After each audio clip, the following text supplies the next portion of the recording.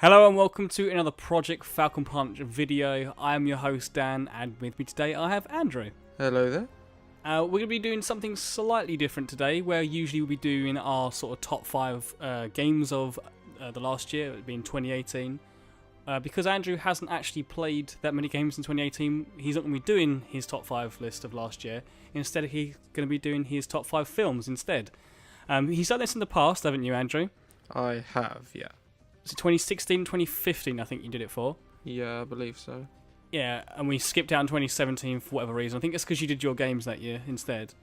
I thought rather than just doing your top 5 films again, I am also someone who watched quite a few films last year, so I thought we'd combine our top 5 lists into one video and make it one hefty video, which you can probably tell by the length of this video. It's pretty long because sort of little inside baseball here. We actually recorded this back in January, but a few technical issues happened, and basically now we're in March and we've not actually managed to put this video together yet. Andrew's actually editing it, so thanks for editing this, Andrew. My pleasure. And so the intro originally sounded a lot more dated, so we've basically updated the intro, and we're pretty much just going to be going straight into 2 months ago now, or something like that, of our top 5s. I think it was you, Andrew, that started, so you can take it away, Andrew, into your top 5. Okay, so my number 5 would be Avengers: Infinity War. Yeah, good So, pick. yeah, so in terms of the Marvel Cinematic Universe, in recent times I've been a bit sort of mixed on it. Obviously, when it first started, obviously we're going back, Christ, nearly 11 years ago now, aren't we? It was made 2008 with Iron Man. The thing has started off very good. Phase 2, which was like Iron Man 3 to sort of Age of Ultron, Ant-Man, sort of a bit mixed on. Like Iron Man 3 didn't like, Thor Dark God didn't like, sort of Age of Ultron really didn't like. You had a bit like of a dip around like 2010, didn't it? Yeah, it's sort of like that. Well, I guess that's like 2014 actually, 2013. Yeah, it's around that time, sort of 2013 to 2015. And then like Captain America: Civil War, I really didn't like. So I'm a bit. I don't sometimes. I seem to be in a minority because a lot of people really did like these films. And I kept going to this point where I think soon this franchise really needs to retire, maybe because it's gone on for too long. Maybe it's not got enough tread left. But no, Infinity War I actually really did like. Not only because obviously it works as a really visually,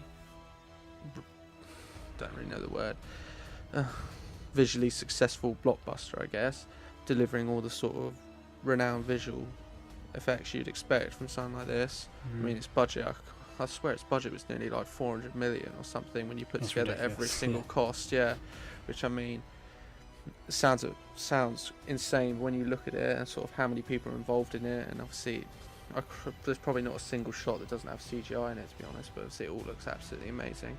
But also it has a really like powerful story to it as well. Notably the ending really is quite strong.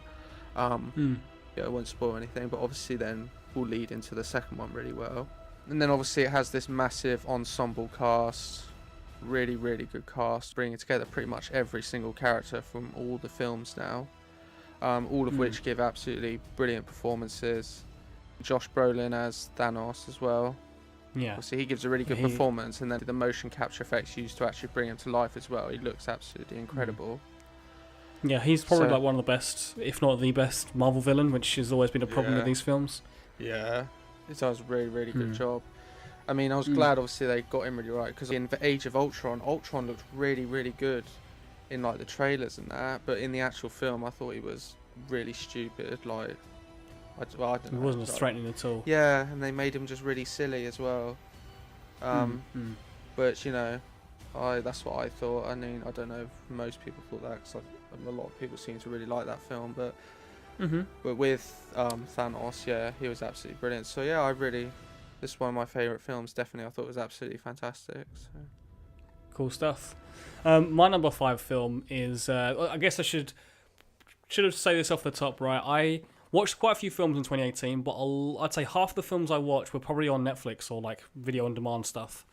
I didn't. I went to the cinema a fair bit, but not like I watched a lot of crap in the cinema as well. I watched some rubbish films like I watched like one of the Insidious films that came out last year. It was fucking awful. But then having said that, Netflix has had some stinkers as well, but it's also had some really good ones. And at number 5, I have The Ballad of Buster Scruggs, which is the new Coen brothers film. I can't say I don't know I've if you've seen seen that it. one. No. Yeah, it's on Netflix. But, It came out like about a month before Christmas. I wouldn't say like I've been a fan of Coen brothers stuff before. I've not really watched a lot of their stuff, but this film, in case you're not aware of, it's sort of like set in the Western times. Yeah. Sort of the 19th century, I'm guessing. And it's 6 stories rolled into one, which being on Netflix, I just thought. I don't know. My only problem with this is that I think it's a really, really cool film. I love loads of little segments. Some are funnier than others. Some are incredibly dark and depressing. But some of them are shorter than others as well. And I just think there's some of the shorter ones are just like, oh, I wish that they were a little bit longer. And some of the longer ones maybe a little bit too long. So my thing is that I kind of wish that some of the ones would be fleshed out a bit better. And maybe they could have just actually had this as an episodic series instead. So here you go. Here's like a 6-parter episodic series from Netflix. Yeah. I just think that would probably have suited the TV structure better. And obviously it's it's a film, right? But it being a 6-parter in one, it's like each one can go from like 30 minutes to sort of sometimes 50 minutes. And actually, maybe that's a bit, maybe not 50 minutes. That's actually way too long. But I was going to say, can go, how long is that? Yeah, no, not that long. Not as long as that. But some are basically they feel sometimes 50 minutes. The 5th one especially was incredibly long, and it had a cool payoff at the end of it. But it just felt like it just went on for far too long. Yeah. My favourite one is probably. I'm trying to think what my favourite one is. I really like the first one. The way the first one it opens up with it's really silly. It kind of sets the tone, but at the same time sets the tone a little bit too jovial and happy and like a little bit. It's sort of black comedy-esque in its the way it is. But then at the second one, also equally funny. It's got James Franco in it. He doesn't really say a lot in it, but that's quite an amusing part. And then the third one, incredibly depressing. I'm just like, oh, this film isn't just about quite sort of funny little events that happen in the Western times, but yeah, it's an incredibly well shot film. I guess also one other negative I'd have is that there's a deer that you see and it's CGI. It looks really bad, but that's basically my only fault of this film. I think the only Coen Brothers film I've ever seen is Burn After Reading. Oh yeah, I've not even seen that. Yeah, it's been a long time since I've seen it. I barely remember it. I just remember I think it's quite a violent one, if I recall correctly. Sort of, I think it's like over 10 years old now, so I saw it when I must have been like 13. So it creeps me out. Yeah, I'm looking at their filmography right now, and I think I've seen True Grit. I've heard that one, but no, I've not seen it. Yeah, I've not seen that one. No. Yeah, I've heard of it. So that was my number 5. So I don't know. What's your number 4? My number 4 would be Spider-Man Into the Spider-Verse. Which I really want to see this, and I've not seen it yet. Yeah, that's one a lot of people talk about. Yeah, when it came, I didn't actually know like anything about it in development. I'd never heard of it. I don't follow a lot of films nowadays unless it's a film I'm obviously really anticipating. So I didn't really know anything about this film. It came out, I heard some people talking about it, and then obviously I saw its reviews, and it's like really, really, really universal acclaim, and then people saying this is the best Spider-Man film ever made, which really interested me, because obviously Spider-Man 2 has always been known as, always held that title, and I was thinking, wow, really? And obviously looking at this one, and Homecoming was equally just as good, I think. Yeah, it's an animated one, which obviously I'm not saying there's nothing wrong, no bad about it being animated. It's not going to affect the quality of it. But it's made me think, wow, is it really still that good? Yeah. The animation style's gorgeous, like the way it combines this like traditional and comic book style with computer animation, obviously does it really, really well, and then has a really good story as well. Like obviously the way it combines these different incarnations of Spider-Man, but it doesn't sort of like do the whole thing throughout. The main part where they all sort of come together, without trying to spoil too much, is towards the end. Throughout the main film, it's just like that main incarnation of Spider-Man alongside obviously the main character Miles Morales, so it doesn't try to balance loads and loads and loads of different versions of Spider-Man. all throughout the main story. So, and like the relationship developing between these two, and sort of there as they sort of journey and they obviously go on this adventure together. Yeah, it's a really interesting story. It's very funny as well. And it's a story, obviously it has like an emotional core to it as well. It has a lot of really touching moments. So it's not just like, you know, comedy throughout, essentially. Being a superhero film, has a lot of entertaining, really entertaining set pieces. And yeah, so, you know, when people say it's the best Spider-Man film ever, I'd say it's certainly really, really close. I really love Spider-Man 2, so I'm hard-pressed to decide whether it's better than Spider-Man 2. I'm guessing it's still maybe at least your second then. Yeah, I'd probably say it takes that, because it's really, really a good film. Sweet. Okay, so my number 4 is another Netflix film that people would argue, does it count as a Netflix film? I'm going to say yes. I don't care if you think that it doesn't count as a film. It does in my book, because it's over 90 minutes long, and that is Black Mirror Bandersnatch. Yeah, that one I watched, because I remember you... Yeah, I know you weren't as big of a fan of it as I was, but it's because I think that you hadn't watched Black Mirror. I'm not saying you have to watch Black Mirror to enjoy this, but I do think that there's something that at least it gets you the set up for what the tone of Black Mirror is. And Black Mirror, honestly, is probably one of my favourite TV shows like ever. It's up there with some of my favourites. Yeah. I think it's ingenious. I can't wait for season 5. This is like a sort of a spin-off, like a standalone film, but it has a bunch of throwbacks and callbacks and references to previous Black Mirror episodes. In fact, one of the ones from season 2, there's a symbol that appears in one of those episodes there. Pretty much gives a whole new context for that symbol for this, because that shows up in this one as well. I say I haven't seen the TV show at all, but I watched this and I obviously wasn't as fond of it as yourself, but I enjoyed it though. Yeah. I think that for anyone who isn't actually aware about this, it's not just a typical film. It has it's almost like a Telltale style story where you have different options, and most of the time it's either A or B options. But if you go down one path, it's kind of like that's a dead end path. That's like essentially like a game over. So it takes you back, pulls you back to those options again. And sometimes it doesn't always give you A and B again. It will give you B and C instead. And you think, oh, I know B is now the right option because A was wrong. But C is now appeared. I don't know what C is, and so this film has multiple different endings.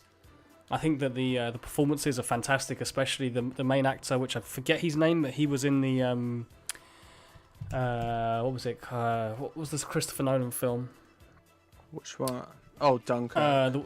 Dunkirk. Yeah. So he was the guy of Dunkirk, and I know that some people didn't enjoy his performance as much, but I think that it really sort of shows him as like a very quiet inward person to begin with, and then you sort of see him spiral out of control, and this whole thing breaks the fourth wall like no other Black Mirror. There's a really I won't spoil it. His name. Yeah, if I pronounce it right, Fionn Whitehead. Yeah, that's his name. Yeah, Will Poulter as well is also in this, and he's fantastic. I wish there was kind of more of him. I don't think you can have more of him if you go down specific pathways, but I didn't have that much. Again, I don't want to spoil anything of this. I will also say that it's because it's based in the 80s, it's authentically 80s. Everything about it, just like they've really, really nailed everything about what the England was back in the 80s in terms of even like W.H. Smith. They've completely redid the entire building to make it look like that. They've got all the right music, and also even because it's like the main setting is about this character creating a video game. From back in the 80s, it actually feels authentically. It's authentic to that sort of style of game making back then, where it's not. I feel like a lot of TV programs or films, when they try to sort of depict gaming or at least game development, they always kind of never feels as what it really is. But like the fact that this guy is programming and he's getting it wrong, and there's getting bugs and stuff, and then he gets annoyed. And back then as well, it also was all about, it was one man programming, doing the art and stuff like this, and it was pretty much just one person working on on a video game, and I just think that I don't think it's the best Black Mirror has to offer. I think for me it's like very middling in terms of other Black Mirror stuff. It's definitely not the worst, but I wouldn't say it's definitely not the best. But to me, even like mediocre Black Mirror is still better than most of the stuff I watch on TV and films these days. So yeah, that's my number 4. Well, what's your number 3 then, Andrew? Alright, so my number 3 would be Deadpool 2. It's surprisingly high, I think, because a lot of people didn't like this film as much as some. Yeah, I mean the Deadpool, the first Deadpool I really liked. Yeah. I mean, I really like this one as well. I know obviously, well, with some fans it wasn't as well received as compared to the first one. I still really liked it. It took the same things with the first one, but it wasn't just sort of copy and paste. It was the same things, but obviously it was a much wittier, made me laugh a lot more. It's all brought to life with obviously Ryan Reynolds' exceptional main performance. Obviously he's amazing in the role of Deadpool. It's like perfect casting. I mean, I won't pretend to know a lot about the actual comic book character, all the details of that, all that in depth, but just in terms of when you look at the character at first glance and then the performance Reynolds gives with all obviously the script he has to perform, it's just absolutely perfect. And like the whole self-parody thing, it embraces really well, and it's really violent as well still, of course, as just as the first one was, and perhaps maybe it gets a bit over the top, but I still think, as I say, for the most part it's really funny and really well done.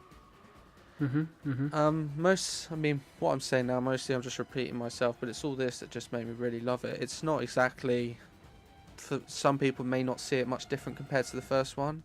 I won't really deny that, maybe it's not, but I still really enjoyed it just as much, maybe a little bit more than the first one. And yeah, it's definitely one of my favourite films this year. I can see why some didn't like it as much. Maybe some were expecting a bit more. Maybe some did see it as just copy and paste of the first one. I certainly saw it as a lot more. It's definitely one of my favourite films this year. Fair enough. I know Josh I've Brolin. not seen it. Josh Brolin was in it actually. See another Marvel villain.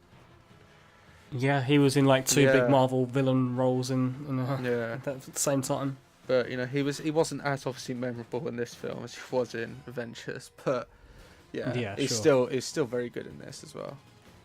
I really liked the first Deadpool, and I meant to watch the sequel, but a bit like Ant-Man and the Wasp, I watched the first one, enjoyed the first one, but didn't feel like I needed to watch the sequel, even though the sequel I'm sure is just as good, if not in some cases better by the sounds of it, what you're saying.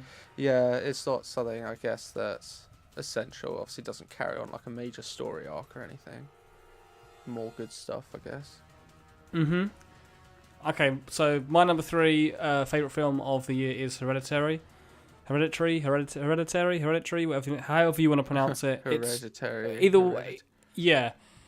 It's an amazing film. I am someone who does not like a lot of horror films these last few years. I can't remember the last good horror film. I liked The Witch, but even then I think that was a bit abstract and a little bit too sort of boring in some cases for me. I love the atmosphere of that film, but I feel like that there wasn't, in terms of stuff happening, there just wasn't enough actually happening until like right at the end or right at the beginning. This film, however, it goes in places that I did not expect. I didn't know what to expect going to this. I just heard that this was a good horror film, that I needed to see it. I don't think it's for everyone. If you're the sort of person that likes the Insidious and the Conjuring style films, like this is definitely not that style of film, because I don't think I don't think this film is necessarily scary. It's just incredibly creepy. This film gets right underneath your skin. And it's just incredibly unnerving, honestly. Yeah. It's one of those films that when you think things can't get any worse, they get worse and worse and worse and worse, and it just spirals out of control. It's rare for horror films these days to actually scare you. There's no jump scares, but at the same time, this is not the sort of film that I'd say go and take your nan to go and watch, because it's a very horrible film in terms of what actually happens to some of these characters. But I think I'm not like I'm not like a cinephile. I don't like think, oh, the cinematography in this film is amazing. But I will say that every angle of this film was just so creepy, and it was like it's like you're watching like a diorama, or in what the game. I said game again. What this film is trying to do is trying to make it like feel like a doll's house, which is what the main character sort of she does these dolls and stuff, and it sort of there's a load of parallels with dolls' houses and playing with that sort of stuff. I don't know how much more I can say. This film was just creepy. Try and go into it knowing as little as possible. The last 20 minutes is quite polarizing. I get it. What actually happened, I don't think I fully understand, but that's fine. Because I think that the film is just creepy and out there enough that it just makes me go, what the fuck did I just watch? But in a good way. So yeah, I know you've not watched it, Andrew, but you probably should watch it because it's real good. It's quite rare for modern horror films these days to work as well. Yeah. Yes, the little girl in this, she's creepy without being like over the top creepy. You know, like sort of you get child actors that are just, oh yeah, like she's just been told to look down and look really creepy and have these evil smile. Like this girl, bless her, she genuinely feels creepy. If I saw her in real life, I'd be like, oh fuck, get away from her. Yeah. It works. I mean, obviously, when a lot of modern horror films keep relying on jump scares, especially if the thing that's making you jump isn't scary, it's just, you know, people are talking and then suddenly something falls over in the background and just goes, and everyone just goes, ah! Like that, and it's just... This film does it more so where there's stuff in the background in the corner and you think, what the fuck's that? And it moves out of shot. You're like, oh, where's that? It's really the sort of film I think I've only watched it once, but from my understanding, it's the sort of film you probably appreciate more the more times you watch it, because like I said, there's loads of things that you might miss the first time watching it. But of all the films I've watched this year, actually maybe my number one, which we'll get to eventually, but this is probably the second film that stuck with me the most. The one film that I was just like constantly thinking about, like weeks after watching it. It's a very, very creepy film. So my number two would be A Quiet Place. Oh yeah, it's a horror film that came out earlier last year. I like this film. I'm still saying this year. Haven't adjusted to 2019 just yet. Early last year, whatever. It would probably be like honorary number 6 for me if I had to have had a number 6. Yeah, it's a really good, like, well done horror film. So many sort of say, I don't know, horror sci-fi, some sort of say, but very, very loosely, because obviously humanity is like largely wiped out by sort of these alien species, but obviously it's not outright, you know, there's like advanced alien species with modern super duper technology or anything. It's like just these creepy eerie monsters with remarkable hearing essentially, and it doesn't actually go into its premise, like its backstory, in any sort of real detail. It doesn't outright tell it. You sort of discover it more and more throughout the film. Some viewers might get confused by that, some might get a bit annoyed because, you know, they might want to be outright told it. I guess that's another thing, that's personal preference. I thought it was really good. You know, it doesn't have to like have an opening intro saying many centuries ago or whatever. You know, just to confirm this is what's going on in sort of very outright ways, but trying to be subtle, if you see what I mean. Very sort of subtle, in very clever, subtle ways, reveals more of the plot as it goes on. It's really tense and really well done for a horror film. And it has its jump scares now and then. But as we were saying earlier, obviously we were talking about jump scares, where the jump scares are things that aren't scary. Whereas obviously this film has the things that are making you jump are genuinely freaky. So obviously it makes you jump, but then it leaves a lasting impact. Oh Christ, that was freaky. Yeah, the best kind of jump scares. Yeah, it's not just that really loud noise that's annoying. Yeah. All the central performances, really good as well. And then when you actually do see the central villains, obviously we were talking about that species that's wiped out most of humanity. Obviously you do see them at some point, and they do look really freaky as well.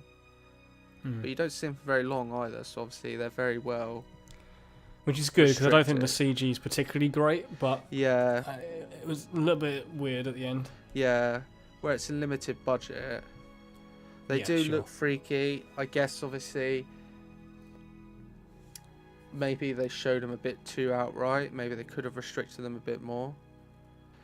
I like this film, but there were some problems for me in terms of just its lore and how everything worked. There was a bunch of moments where I was questioning why they can't whisper at times, and then they're fine just making food, cooking underground, but they can't actually whisper, or just they have to use sign language. I was like, why can't you just whisper? I'm sure it's going to be just as quiet as when you're cooking or something, but whatever. Yeah, sometimes I guess it contradicts itself a little bit. There's loads of moments where if you think about it too much, you'll be like, oh, this doesn't make any sense. But apart from that, I think that it's a great it's a cool tense film. I like it. I guess one of those things, if you start thinking about it too much, you might realise there's quite a lot of plot holes. I guess with films like this, the more complex you try to make the plot, the more inevitable plot holes like that are going to be, unless you really sort of crack down. But sometimes it's just unavoidable, really. I guess obviously with stuff like that, it's more like a way of conveying it to the audience. Is it show sign language so the audience can see it better, or is it the audience have to listen to for a while? Yeah, I guess whispering on screen is probably more annoying than like having just text on screen. Yeah, they have to listen for quite a while too. And it's a bit like, oh, this is getting a bit annoying now. But then they also have to read text. The only scene that kind of bugged me was the scene where she was giving birth. I feel like everything was just a bit too ridiculous. So the bit where she steps on the not the screw, the nail on the floor, which was weird how that her cloth managed to turn it up the other way anyway. Yeah. And then you're like, okay, she's going to step on it. And she does step on it. Yeah, and then there's the bit where she's like giving birth in the bath, and he comes up, sees the blood in the bath, and then there's like almost like a jump scare of a hand on the shower behind him. I was like, oh, that sounds a bit unnecessary, but whatever. Yeah. Other than that, I liked it. It's a bit strange. Overall, I really, really liked it. It's definitely one of my favourite. Certainly one of the best horror films I've seen in a long time. As we say, really good horror films are a bit rare this day and age. But yeah, definitely. You're right. This is definitely one of the better horror films. It's certainly that come out in the last few years. Certainly very, very good. I really, really liked it. Yeah. So my number 2 is your number 5. It is Avengers: Infinity War. So I know that you obviously liked it. I really like it. I've always enjoyed the Marvel films. I'm not someone that's like, oh yes, Marvel make the best films. They just make fun films. I don't care about like when it comes to this sort of shit. I'm just like, I watch a film. Oh, I really enjoyed it. Yeah, it was real fun. I enjoyed Captain America: Civil War. For me, it was a fun whatever, just a bunch of characters together, just seeing them interact. That's like this on like the larger scale. Like I loved Avengers from the first one from 2012. Age of Ultron was like meh, whatever. Yeah. Didn't really care about Avengers after that film, and I feel like the reason why I like Infinity War so much is that I all of a sudden want to see where they go next with the now they've called it Avengers Endgame. In comparison to like Star Wars, I didn't hate The Last Jedi, but I didn't necessarily like it. No, I thought it was average. Yeah, I would agree. It was alright. It had major problems, but the biggest damning thing about that film is I don't care about what happens next in Star Wars. Like, I'm sure I'll probably go and watch it at some point, Episode 9. Yeah. But I'm not like, I've got to go watch it. I can't really remember Last Jedi. Yeah, there you go, see. And then, like, whereas with Infinity War, I'm like, I must see Endgame. I want to see what happens at the end of that film. And I'm also really looking forward to the new Spider-Man film as well. On top of that, the performances are great in this film.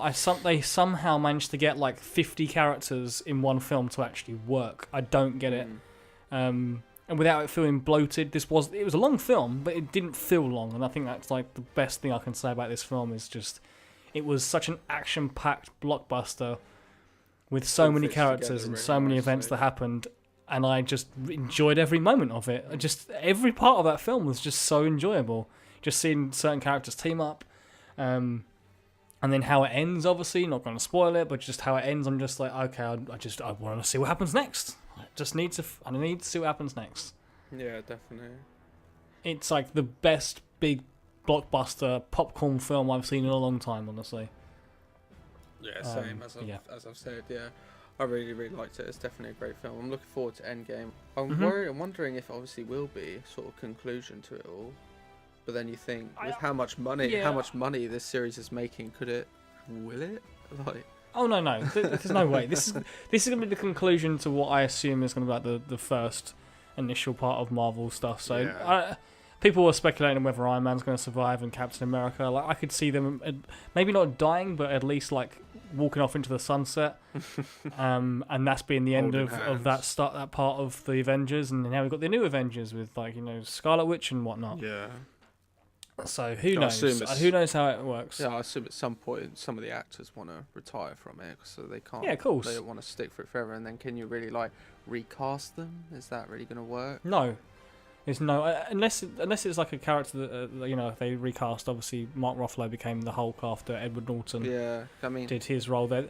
That was a bit different, but like I think in the case of Robert Downey Jr., there's no way they can have a new Iron Man. If you maybe have a new Iron Man, but you can't have a new Tony Stark. Like Tony Stark, like that is Robert Downey Jr. You can't have a new Tony Stark with that. I mean, like I say with Edward Norton, he was just in it for Incredible Hulk, and then and he was really good. I'm not saying he was bad, but because he just sort of came and went, there wasn't any tears, like you say. But with Robert Downey Jr., Mark Ruffalo's been the Hulk for longer at this point. Yeah, exactly. So. And Robert Downey Jr. has been 10 years now, so. But there you go. But yeah, there you go. That's my number 2. So my number one would be Mission Impossible Fallout. That's the 6th one, right? It's the 6th, yeah. I had to think for a moment then, actually, yeah. It is, yeah. So, I mean, in terms of Mission Impossible, it's been a real resurgence recently, as I'm sure many will agree, because, like, the first Mission Impossible, it's alright. The second one's not very good.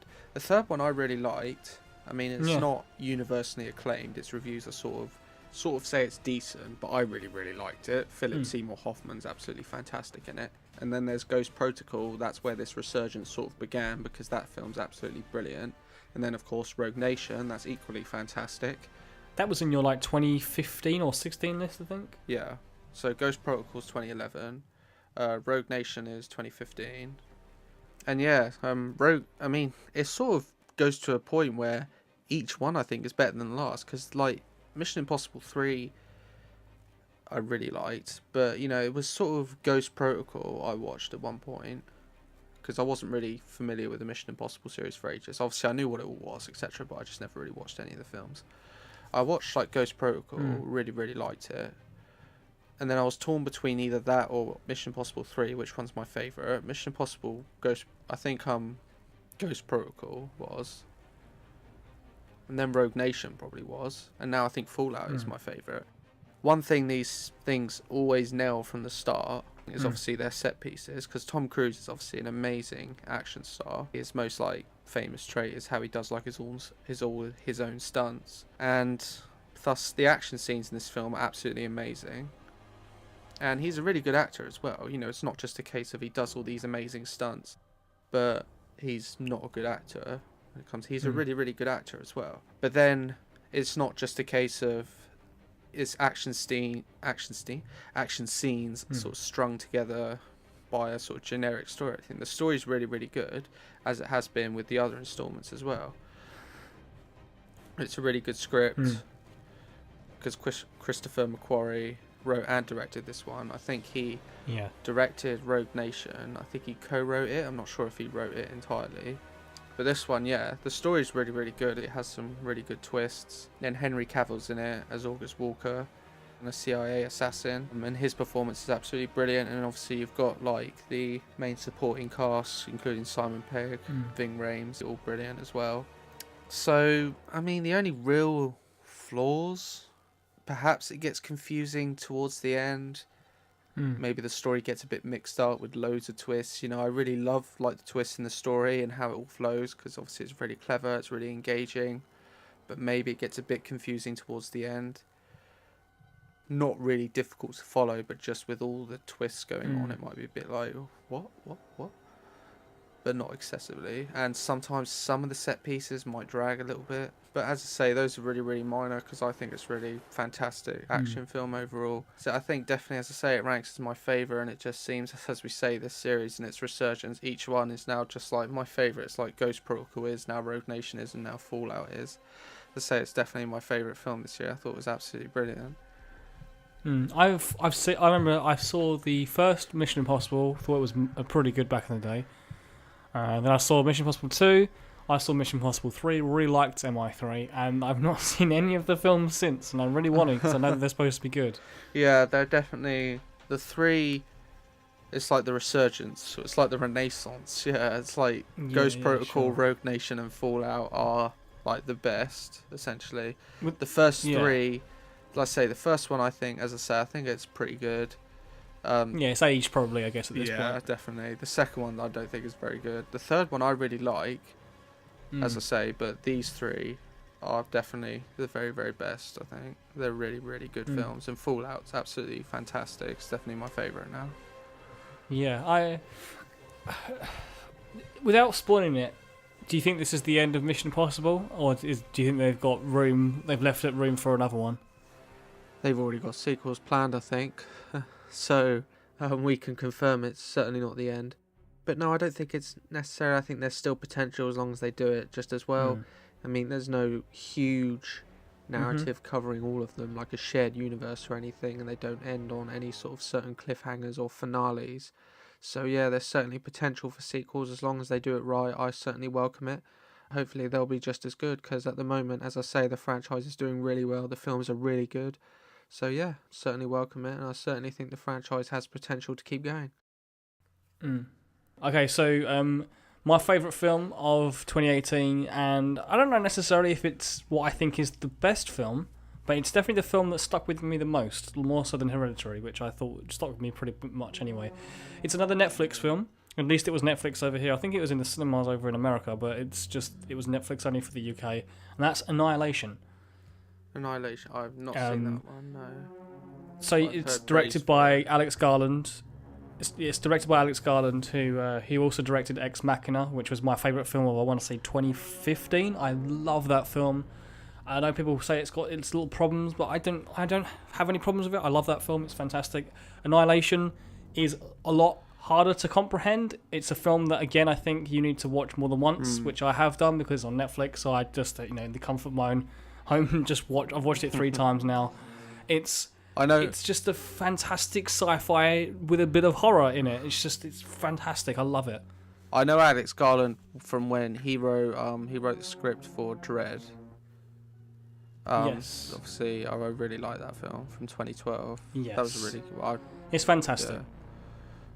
Yeah. I just the colours in this film, the sort of the sparse dialogue, and just even the shots, it's just a pleasing film to look at, but it's very creepy. There's something like beautiful and yet creepy about this film that I just absolutely love. And it's about these 5 scientists that go and try and find this extraterrestrial sort of weird sort of bubble wall that's appeared out of nowhere, and it's so psychological and strange. I don't there's not much more to say about this film because I don't want to spoil anything. I just feel like anyone who's watched it knows how cool it is, and anyone who hasn't watched it should go and watch it, because it's just, if you like sci-fi and you like, I'd say, horror, it's not a scary film, but it has horror aspects to it. You just need to go and watch this film. It's it looks the acting is pretty good. Yeah, as well. It looks quite weird. Not in obviously a bad way. But quite sort of. Yeah, it's a strange film in a good way for me. But I mean, the only negative for me is Oscar Isaac is in this film, and he's one of my favourite actors at the moment, and he's barely in the film. And I just think, I really wanted more Oscar Isaac. He just kind of sits there and looks glum and just something wrong with you, but at the same time, I'm I want more Oscar Isaac. Yeah. He was awesome in Ex Machina. But yeah, that's it. I remember it flopped as well, at the box office, didn't it? Well. Oh yeah, hugely, which is such a shame, because this film, people talk about some of the, we need more female empowerment in films, and I'm like, why did no one talk about this film? This film's got 5 amazing actresses in it, and no one spoke about it. It's fucking awesome. When you get films like and this, everyone's but everyone wants to fight the corner for Ghostbusters 2016, and how that was oh, fuck off. Yeah. Yeah. Well, that film, I don't think that I don't film know, I was couldn't that care bad. less about that sort of like political stuff, but at the same time, I'm just like, this film is amazing anyway, regardless of any of the sort of female empowerment shit. Just film's awesome. Go see it. I don't think the Ghostbusters film was that bad, but I'm probably going to regret saying that now. But there you go. Yeah, I've not seen it. I have no intention of seeing it, but whatever. I'm not a Ghostbusters guy. I have no like affiliation with Ghostbusters. I couldn't give a monkeys either way. I But love. yeah, It's nowhere near as good as obviously the original. I love the original, but you know, rating it as its own film and not comparing it to the original, it's not that bad a film. But Yes. But Annihilation, I would say it's better than Ghostbusters. I've not seen it yet, Ghostbusters, but I'm gonna put it out there and say Annihilation is maybe a better film than Ghostbusters I think 2016. it probably looks like it. Yeah. But yeah, so that's our favourite films of the year. I hope everyone enjoyed watching this or listening to this more so, because I think it's more of a podcast sort of style thing we ended up doing. But whatever. Let us know what your favourite films are, because like as you could see by our lists, we have very different lists. So there was like one film we had that was in the same, but yeah. Well, I'd like to hear what everyone else's favourite films are. On the subject of films as well, if any guys want to go check out the film I've made, named Wandering, I made it. Well, I finished it quite a few years ago now. I've just re-uploaded it recently, tweaked some bits of it. It's over on my CarrCom Films YouTube channel. We'll leave the link on the video here. But yeah, if everyone wants to check it out and leave your thoughts on the comments, that'd be great. Yeah, speaking of like sort of horror films and the films that maybe stick with you, there's a good film to go watch, and it's, what was it, like 50 minutes long? So yeah. Yeah, hour and 17 minutes in total. Okay, just close. a heads up if anyone does want to watch It's it. been a while since I've watched it. But yeah, if anyone wants to watch it in the comments, we really appreciate it. Okay, well, until maybe later in the year, we will hear from your most anticipated game of 2019. I say later in the year, it might actually come up before this, so I don't know. Depends on who edits quicker, I guess. But yeah, okay. Thank you for watching. Bye bye. Obviously.